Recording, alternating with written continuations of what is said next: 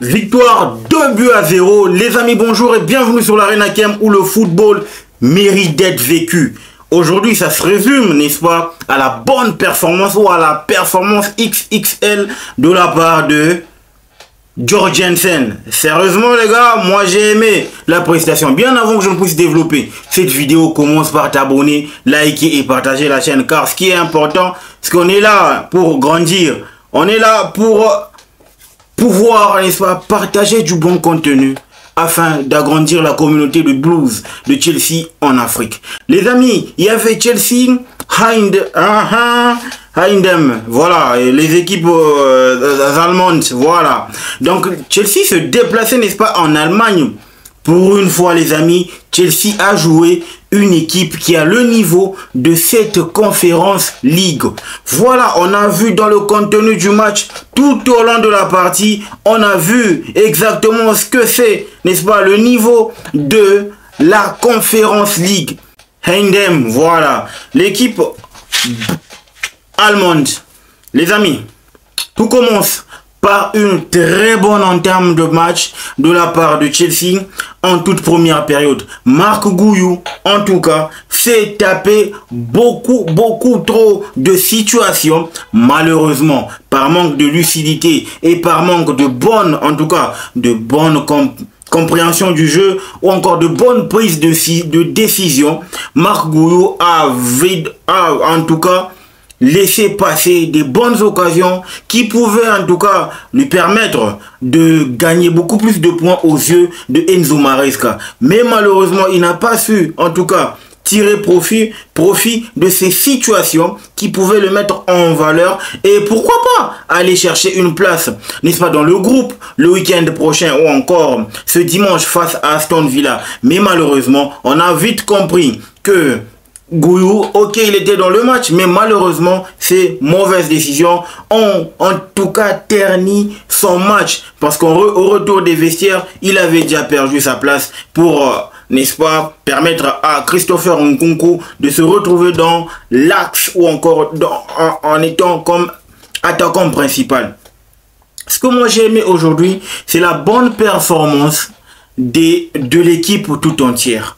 Aujourd'hui, j'ai eu comme l'impression que par moment, on doit apprendre, n'est-ce pas, à gérer. On doit apprendre à contrôler le jeu pour pouvoir être en mesure d'avoir certains joueurs qui peuvent éclore dans un match. À l'instar de la paire Badiashile ainsi que Tosin Adarabioyo. J'ai trouvé cette paire-là complémentaire. Et ils ont permis à l'équipe, en tout cas tout entière, de pouvoir tirer profit. Parce que leur passe cassait tellement les lignes qu'ils ont mis en tout cas les milieux et les attaquants dans de très bonnes conditions. Tosin Adarabioyo, pour moi, il me donne l'impression que c'est un gars qui mérite en tout cas.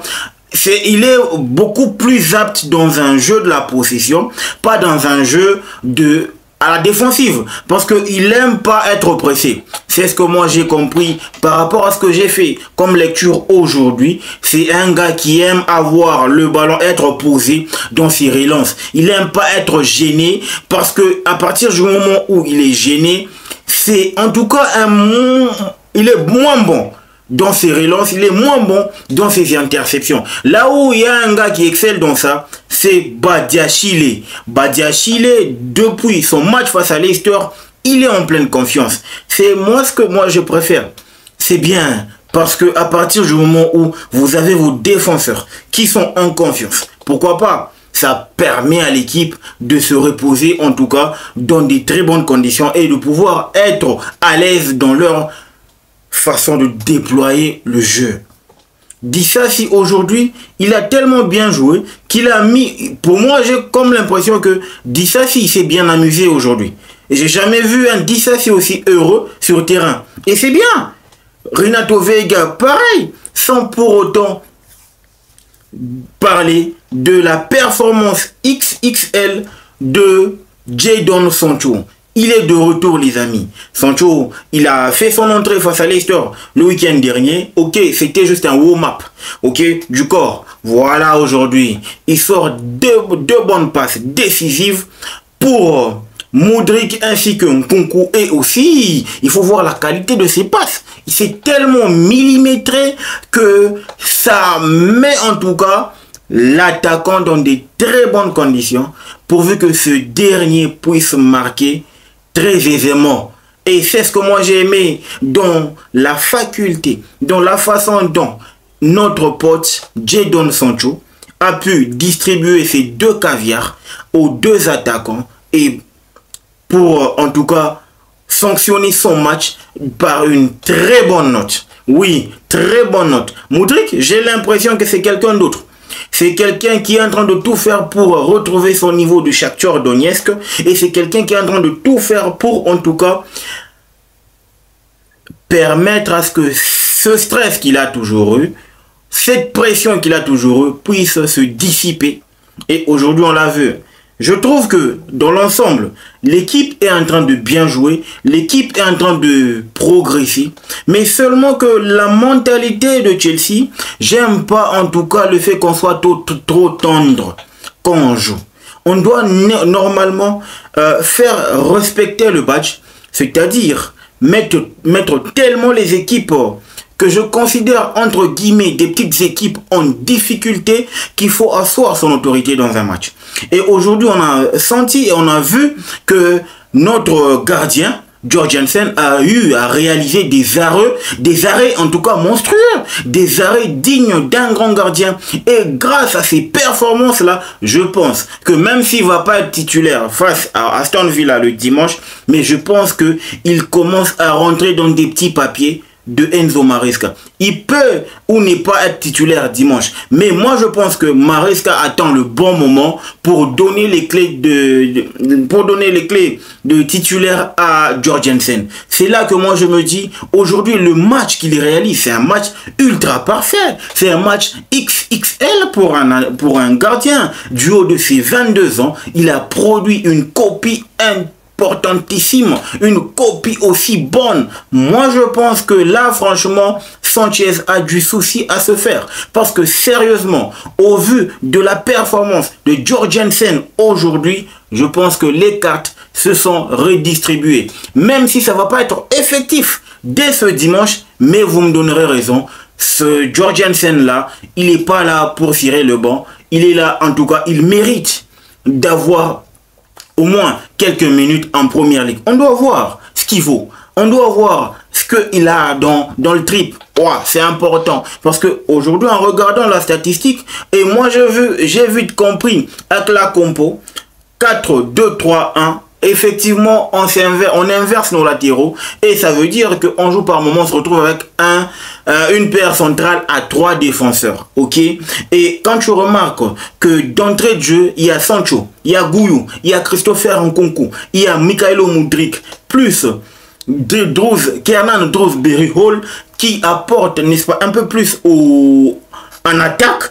Donc l'objectif était clair, remporter les 3 points, faire mal à l'adversaire et surtout ne pas encaisser, parce que déjà derrière on a compté sur un très bon gardien qui a été avec nous. Et aussi faudra aussi noter que Nkunku aujourd'hui il marque un but clinique, Mykhailo Mudryk un but sensationnel. Je trouve que dans l'ensemble l'équipe est en train de bien faire les choses.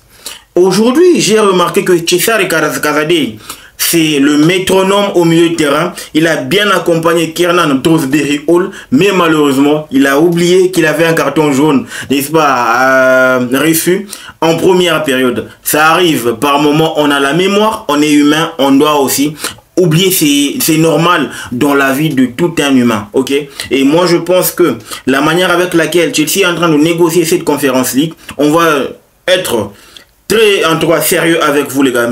Aujourd'hui, Chelsea a joué son premier match de Conference League parce que Chelsea a été jaugé, Chelsea a été testé, Chelsea en tout cas a montré les failles, ok. Et c'est bon pour la suite de la compétition. Moi, j'ai aimé l'opposition, j'ai aimé en tout cas la façon dont l'équipe de Eindhoven a joué face à Chelsea. Ça nous a permis de voir nos séquelles, de voir par moment, même si la ligne de défensive aujourd'hui, elle a été highline parce qu'elle a permis à l'équipe de Chelsea de pouvoir gagner 2 hors-jeu qui ont mené aux 2 buts de l'équipe allemande, mais malheureusement qui n'ont pas été validés. C'est là que je trouve que aujourd'hui on a vu le bon et le moins bon de cette équipe. Le moins bon, c'est que on est tellement trop gentil, trop tendre quand on joue face aux petits, et aussi on est trop à découvert avec notre défense.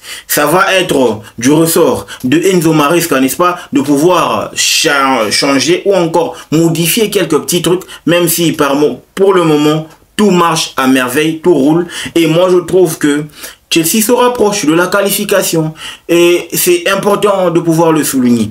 Les amis, c'était là la rencontre opposant Chelsea face à Eindhoven, l'équipe allemande qui en tout cas a mérité mes acclamations et mon respect, parce que cette équipe-là, elle nous a mis devant un fait accompli. Elle a ressorti son niveau de Conference League pour nous montrer qu'on n'était pas aussi complet que ça, mais il fallait qu'on puisse arranger certaines choses, notamment la défense, le placement, ainsi que notre grinta, notre capacité à tuer. Et pourquoi pas on va pas être clinique, on va pas être beau match après match. Ok, on a eu, n'est-ce pas, à faire un match sérieux. Pour preuve, on est reparti avec un clean sheet. Chapeau à Jorgensen, parce que pour moi aujourd'hui c'est le meilleur, l'homme du match pour cette soirée. Et chapeau à Mykhailo Mudryk qui reprend, qui est en train de retrouver sa confiance. Et chapeau à Enzo Maresca, parce qu'il y a une balance entre son équipe de Première Ligue et son équipe de Conference League, ou encore son équipe des coupes. Ok, donc en gros je trouve que c'est impeccable. Les amis, on a remporté le prochain match ce week-end face à Aston Villa pour le compte de la Barclays English Premier League. On sera avec vous. Pour l'instant, portez-vous bien et on se retrouve au prochain numéro. N'oubliez pas de vous abonner, de liker et de partager la chaîne. Le football mérite d'être vécu. Ciao!